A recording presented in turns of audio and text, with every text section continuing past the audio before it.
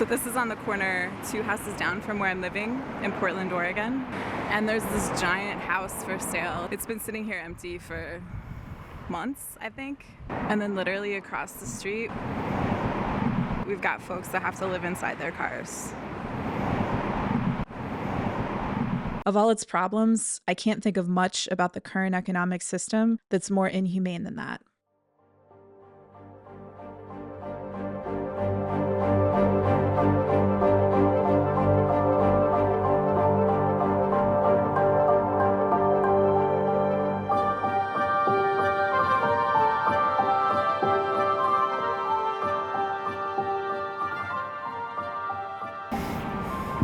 Hey, I'm Rachel, and I used to be a pro stock trader before I quit because I realized that the system just doesn't work. And I think a lot of us are feeling that that's true for the economic system at large. So I've spent the last 14 years or so reflecting on specifically why the economic system doesn't work, and then thinking through solutions that can address those problems. So in this video, I'm going to talk about 3 specific issues that I identified that I think are root causes of the dysfunction in the old system. And then I'm going to talk about the practical solutions that I landed upon to help us get out of that you can use if you want to, today. Okay, the biggest root cause that I don't see anyone else talking about is that the old system compartmentalizes the idea of helping other people and building wealth ourselves. I found out that this seems to go back to Adam Smith and The Wealth of Nations, which he published in 1776, which includes this famous quote about the butcher, the brewer, and the baker, never doing anything unless it's with regard to their own self-interest. But the thing I learned is that he wrote this while literally receiving dinner from his mother because he lived with her for most of his adult life. So the fact that a mother probably isn't doing something to care for her child exclusively because of her own self-interest didn't even factor into the economic system that he spoke about and is credited with designing. I mean, people literally refer to him as the father of modern economics today. And the thing about that that's also stupid is that so many of us live our lives in ways where we're serving others every day, whether it's friends and family or people in our community or even strangers. And so it creates this schism where we have to totally cut off this essential part of ourselves to exist within the old economic system. And that's also the reason that we have to have nonprofits, because that system leaves no space for giving. So it seemed to me that figuring out a way to allow people to build wealth because they gave was totally essential to addressing this ridiculous problem that society is completely outgrown. Another issue, of course, is this idea that it takes money to make money. And if you don't already have money to put to work to make you more money, say through generational wealth or because you convinced a rich person to give you that money, then, most of us are stuck trading our time in order to get the money that we need to survive in the current economic system. And I think that that's perhaps the biggest wasted resource that we're dealing with in society today,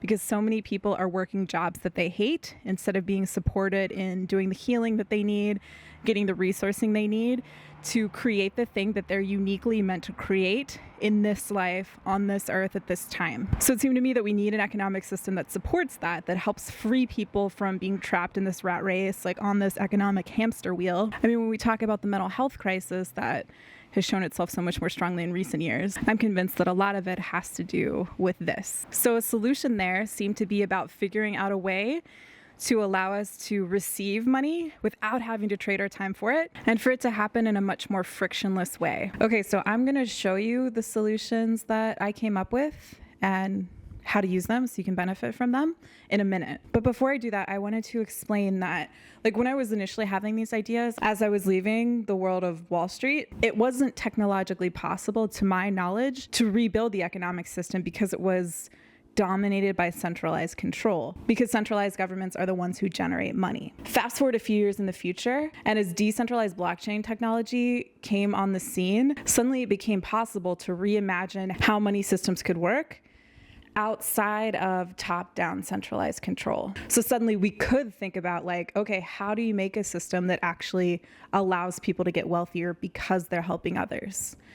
And that's when Seeds was born. This is a family in South Sudan that the Seeds community was able to help. Kana Piath couldn't go back to school. She couldn't afford it. So her grandmother, who's pictured here, redeemed a seed to ask for help, and our community was able to send it to them, even though women in South Sudan were not issued IDs by the federal government and therefore can't open bank accounts. This is another group in South Sudan that Seeds was able to help. After the conclusion of communal conflict and civil war in the area, people came back to this village in Rumbek town, and UNAID came in to give them some assistance to help them dig this hand pump for water. Then UNAID took off and left the women and children to stand in this mud in order to get the water that they need. So they redeemed a seed to ask for help, and we were able to send them the funds directly so that they could pave the area surrounding this hand pump. So using decentralized blockchain tech, Seeds was able to come in and provide direct assistance after traditional finance and traditional aid left these people hanging. This was another example that was cool, in which Seeds was able to help out folks in rural South Sudan to get them solar panels so that they could have electricity at night. All of the help that people in South Sudan have received through Seeds is the result of the efforts of a single person in South Sudan, a former child soldier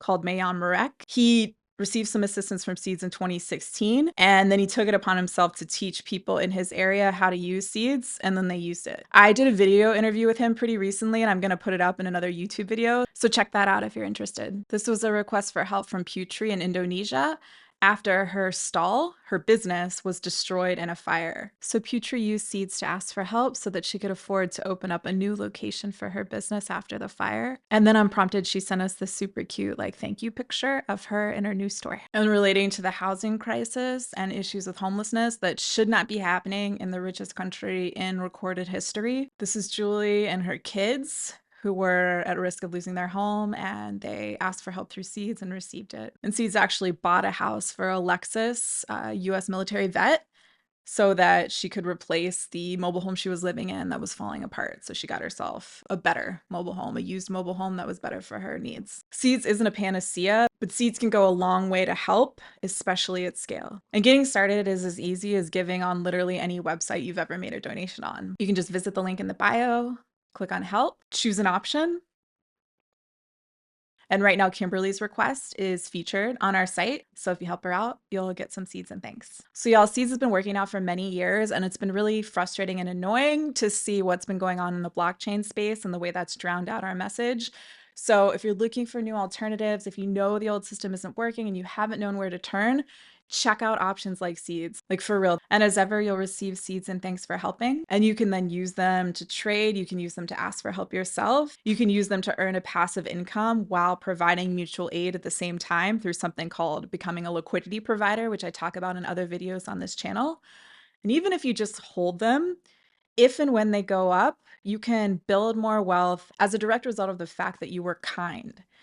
And I mean, y'all, that again gets back to the core problem that I became convinced is perhaps the biggest issue in the legacy economic system, which was again that giving to help others and building abundance ourselves are completely separate, even though that isn't the way that we as humans actually live our lives. If you made it this far, y'all, thank you so much for listening. Please check Seeds out, and I'll see you next time.